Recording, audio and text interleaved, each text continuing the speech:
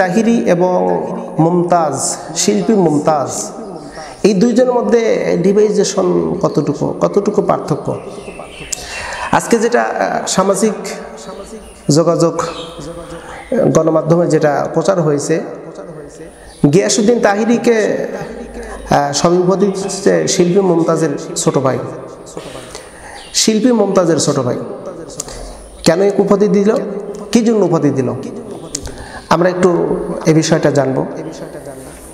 নিঃসন্দেহে আপনারা বুঝতে পারছেন যে কেন উপাধি দিয়েছে। উপাধি দেওয়ার মূলত কারণ হলো শিল্পী মুমতাজও গান গায়, মঞ্চে নাচে, গিয়াসউদ্দিন তাহিরিও মঞ্চে গান গায় এবং নাচে, জিকিরের নাম করে নাচে, যেটা কোরআন হাদিসে কোথাও নেই।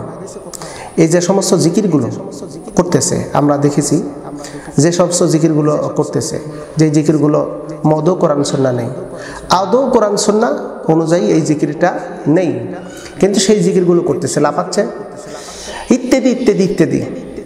তো এই বিষয়টা বলার মুখ্য উদ্দেশ্য নয়, মূলত উদ্দেশ্য হলো জ্ঞানহীন কোনো কাজ করলে সেইটার ক্ষমা সহজে হয় না। জ্ঞানহীন কোনো কর্ম করলে জাতির কাছে সেটা কখনোই গ্রহণ হয় না।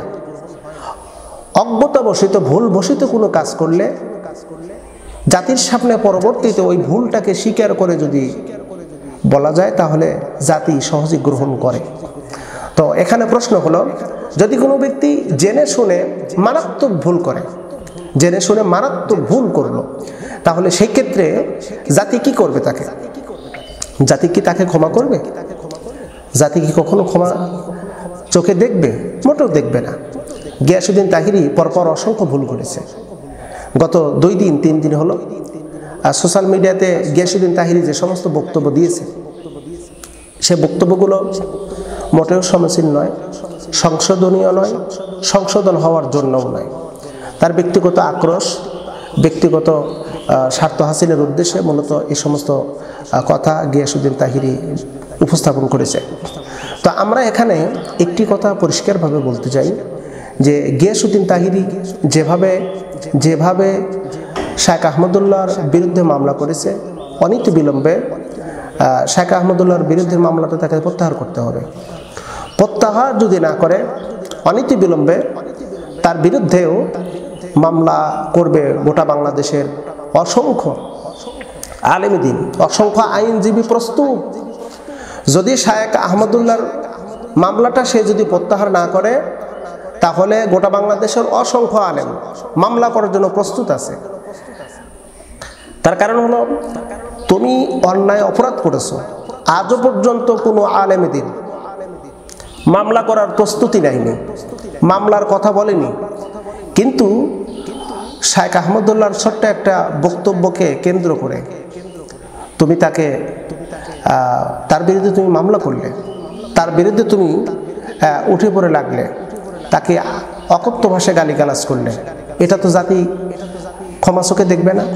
তোমাকে সময় দেওয়া হয়েছে, এই সময়ের ভিতর যদি শেখ আহমদুল্লাহর মামলা প্রত্যাহার করে এবং তার কাছে ক্ষমা না আসে, যদি তুমি চুপচাপ করে থাকো, বাংলাদেশের অসংখ্য আলেম আলটিমেটাম দিয়েছে, তোমার বিরুদ্ধে মামলা করা হবে, আর সুযোগ দেওয়া হবে না।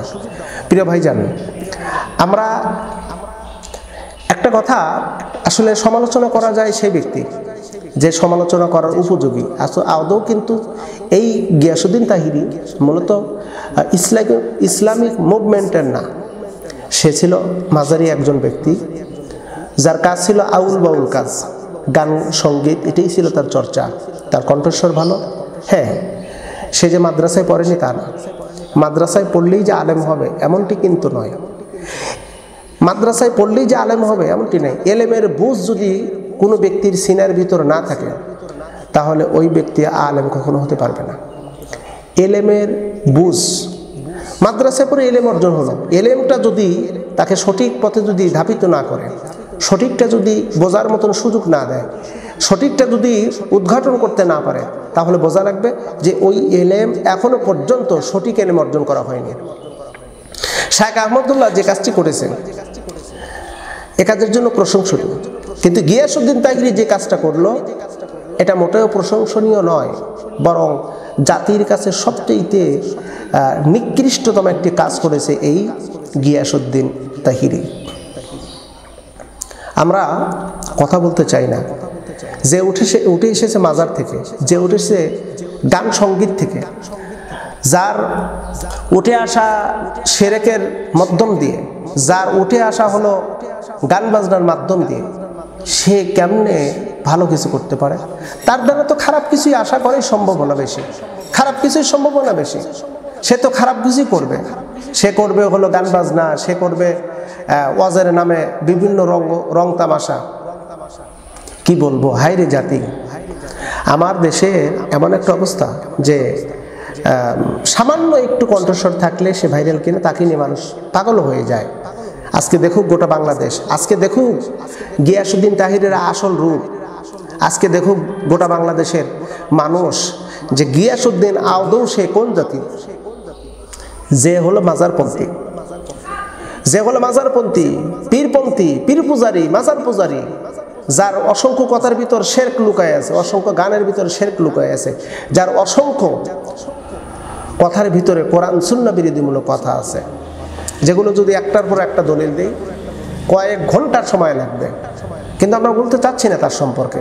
যতক্ষণ না পর্যন্ত মামলা প্রত্যাহার না করবে, যতক্ষণ না পর্যন্ত জাতির কাছে ক্ষমা না চাইবে, ততক্ষণ না পর্যন্ত বাংলার জমিনের তাওহীদি জনতা, আবাল বিদ্যা বনিতা থেকে শুরু করে সবাই এর সমালোচনা করবে। কারণ শেখ আহমদুল্লাহ একজন হাক্কানি আলেম, ইসলামিক স্কলার, একজন বড় মাপের একজন আলেমীদিন। হ্যাঁ, আমরা শেখ আহমদুল্লাহর ওই অন্ধভক্ত না, বরং তার দালালও নয়। শেখ আহমদুল্লাহ যদি কোনো ভুল করে সেই ভুলটাকে আমরা গ্রহণ করব না। এই ভুলটাকে নিয়ে তার সাপোর্ট করা, তার পক্ষ নিয়ে কথা বলার মোটেও না। তবে হ্যাঁ, মানুষ মাত্রই ভুল হতে পারে, এটাই স্বাভাবিক, এটাই ঠিক, এটাই বাস্তবতা। যে কোনো ব্যক্তি যদি ভুল করে, সংশোধনের নিয়তে তার সাথে কথা বলা এটা জরুরি। এক। দ্বিতীয় নম্বর হলো, যদি কোনো ব্যক্তি ভুল করে সে যদি সংশোধন না হয়, তখন তার বিরুদ্ধে পদার্পণ করা যায়। হ্যাঁ, কতটুকু? যতটুকু সে অপরাধ করেছে ততটুকু। এখন যতটুকু অপরাধ করছে তার চাইতে যদি বেশি পদার্পণ করি, তার চাইতে বেশি যদি তাকে শাস্তি দেওয়া হয়, তার চাইতে বেশি যদি কিছু করা যায়, তাহলে তো জালেমে পরিণত হয়ে যাবে। এখন জাতি আপনারাই এর সঠিক সমাধান দিবেন। মুফতি গিয়াসউদ্দিন তাহিরি শেখ আহমদুল্লাহর বিরুদ্ধে মামলা করেছে, এই মামলাটা কতটুকু যুক্তিসঙ্গত হয়েছে? শেখ আহমদুল্লাহ, আমি আমার এখন দৃষ্টিকোণ থেকে বলি, ছোট্ট কিছু সময়ের জন্য ধারণা করে নিলাম শেখ আহমদুল্লাহ ভুল করেছে, তিনি একটি বক্তব্য দিয়ে মারাত্মক ভুল করেছে। এখন এই ভুলের কারণে তিনি কি তার বিরুদ্ধে মামলা দিতে হবে? এই ভুলের কারণে কি শেখ আহমদুল্লাহর বিরুদ্ধে মামলা দিতে হবে? জাতির কাছে প্রশ্ন, যে যার কথা কি আর বলবো। পরিশেষে একটি কথা বলি, আল্লাহ আমাদেরকে তৌফিক দিক, আমাদের ঐক্য হওয়ার তৌফিক দিক, আমিন।